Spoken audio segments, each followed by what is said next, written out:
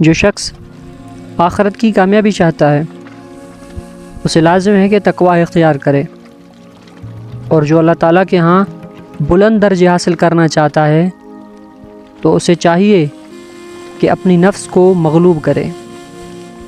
جس شخص کو جنگ کا بھالو دھوکے میں ڈالتا ہے اور وہ اس کے آسرے پر قطع مسافت کی کلفت برداشت کرتا ہے، اس کی کامیابی کے تمام ذرائع ختم ہو جاتے ہیں۔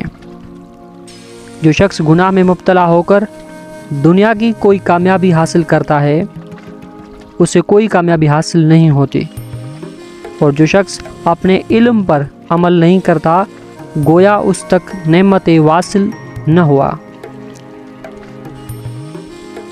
جو بندہ کوئی کام ہمیشہ کرتا رہتا ہے وہ آخر کار اپنے مقصد میں کامیاب ہو جاتا ہے۔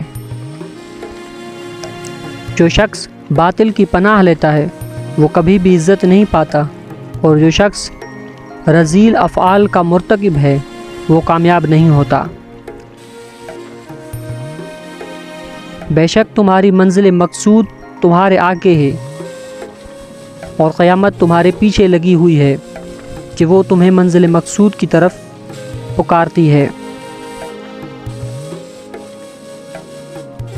اپنے غلبہ و قوت کی ہوس کرنا شیطان کا مکروہ فریب ہے، اور غضب کی اطاعت سراسر ندامت اور نافرمانی ہے۔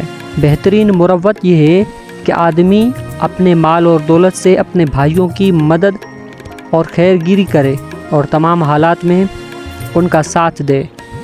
پسند کی عورت چاہتے ہو تو اس کی کمزوری کو پکڑو، اور عورت کی کمزوری دولت کے سوا کچھ نہیں۔